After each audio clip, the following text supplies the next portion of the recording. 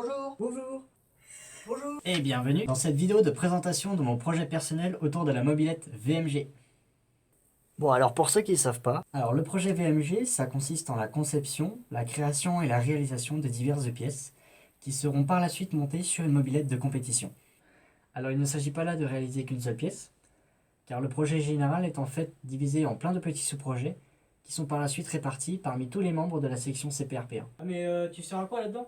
Alors pas de panique, on y arrive. Ok. Mon rôle dans ce projet est donc de fabriquer une patte de déport d'étrier de frein qui vise à améliorer le freinage de la machine. Cette patte de déport viendra se fixer sur un étrier de frein sur la fourche avant de la mobilette.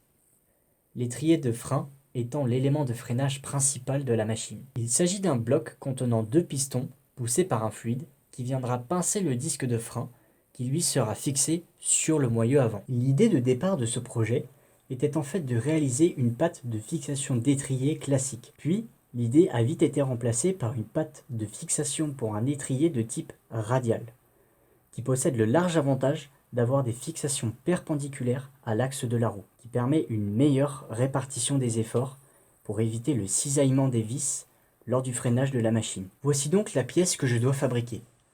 Elle sera faite en aluminium 2017 qui possède de bonnes caractéristiques mécaniques pour cette application. Cette pièce étant nominalement prismatique, nous utiliserons un procédé de fraisage à commande numérique, où nous devrons passer par plusieurs étapes avant d'obtenir la pièce finie. La première phase consistera simplement à trouver un brut de matière première nécessaire à l'usinage. Chaque phase d'usinage est développée dans un contrat de phase qui est propre à chacune.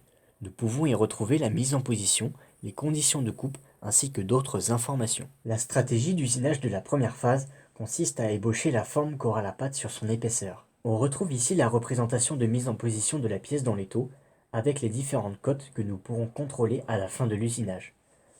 A l'aide de ces cotes, nous pourrons déduire la conformité de la pièce à la fin de cette phase. À la fin de la phase 20, la pièce finie possédera un talon. Ce dernier est indispensable, sans quoi nous ne pourrions garantir la position de la pièce dans l'étau. Pour la suite des usinages, nous utiliserons un montage spécifique. Pourquoi on fait ça? Alors ça tombe bien parce que j'allais justement en parler. Je disais donc que nous allons utiliser un montage spécifique pour réaliser la mise en position de la pièce, car on ne pourrait pas la positionner dans un étau au vu de son architecture générale. La pièce sera maintenue en position dans le montage par une liaison encastrement démontable. Cette liaison sera assurée par deux vis de diamètre 8 mm qui seront vissées dans les deux taraudages de la patte de déport. Et ce n'est qu'à partir de là qu'on pourra continuer les usinages. Eh ouais, Jamy. Ah. Bah enfin. La phase 30 consistera à réaliser la première face latérale de la pièce. Elle nous sera utile pour enlever le talon réalisé lors de la phase 20. Sur cette phase, nous réaliserons le contour extérieur, vidage de poche, les gravures, ainsi que les chanfreins. La phase 40 étant à peu près similaire à la 30, nous réaliserons les différents congés, chanfreins, ainsi qu'un épaulement. Et normalement, si tout se passe bien, à la fin de toutes les opérations, on devrait obtenir cette œuvre d'art.